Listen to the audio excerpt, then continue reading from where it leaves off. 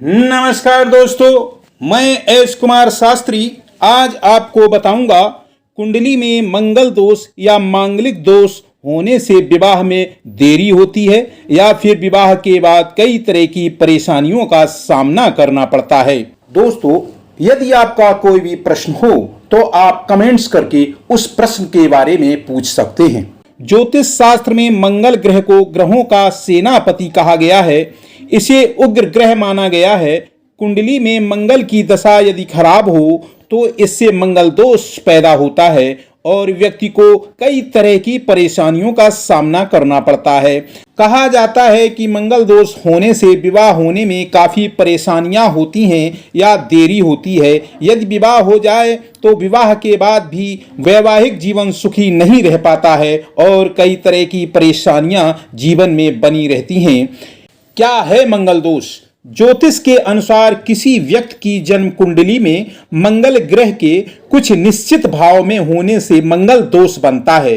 मंगल जब किसी व्यक्ति की कुंडली के पहले भाव, चौथे भाव, सातवें भाव, आठवें भाव या 12वें भाव में बैठा हो तो इससे मांगलिक या मंगल दोष बनता है।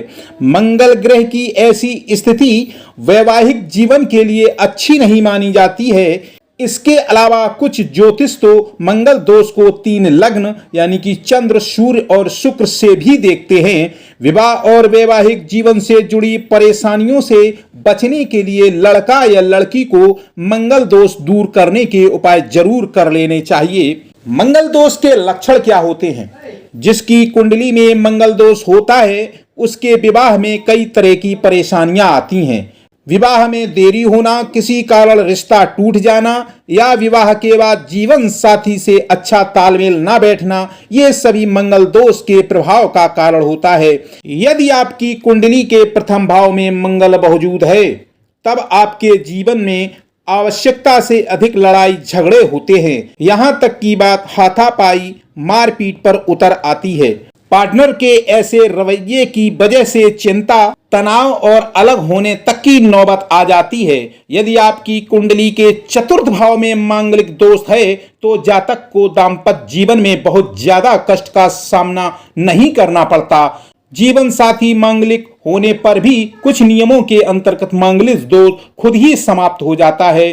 मंगल सूर्य से अस्त हो जाए तो मांगलिक दोष प्रभावहीन माना जाता है।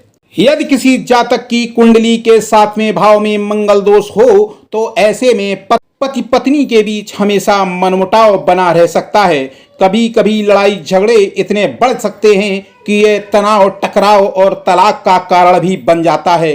विवाह के अलावा मांगलिक दोष होने से व्यक्ति कर्ज के बोझ में भी डूब जाता है या फिर जमीन जायदाद से जुड़ी कुछ समस्याएं बनी रहती हैं।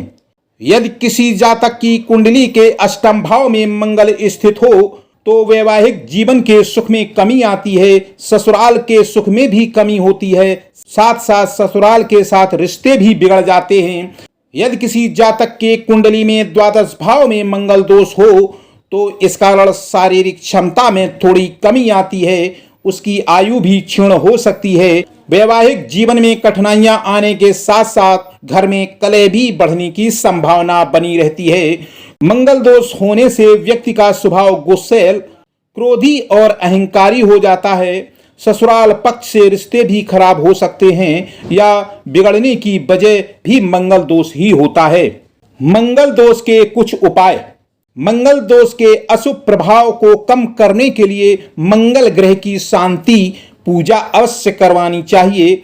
मंगलवार के दिन व्रत रखें, हनुमान मंदिर जाकर बूंदी का प्रसाद बांटें। मंगलवार के दिन हनुमान चालीसा या सुंदर कांड का पाठ करें। मंगलवार के दिन लाल रंग के कपड़े पहनकर पूजा करें और हनुमान जी को सिंदूर चढ़ाएं। मंगल ग्रह की शांति के लिए 3 मुखी रुद्राक्ष या फिर मूंगा रत्न ज्योतिषियों की सलाह से धारण करें तो शुभ रहेगा।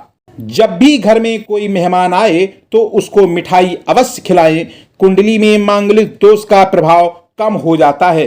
यदि आपकी कुंडली में मंगल दोष है तो विवाह से पहले एक नीम का पेड़ लगाना चाहिए और कम से कम 43 दिन तक उस पेड़ की देखरेख करनी चाहिए। इससे मंगल दोष दूर हो जाता है। दोस्तों, यह विवेचन ज्योतिष शास्त्रों और धर्मशास्त्रों पर आधारित है। यदि आपको अपनी कुंडली का सही विवेचन चाहिए तो आपको किसी अपने ज्योतिषी से मिलकर उसकी सही विवेचना करवाना चाहिए। मैं एस कुमार शास्त्री, फिर मिलेंगे अगले वीडियो में। धन्यवाद।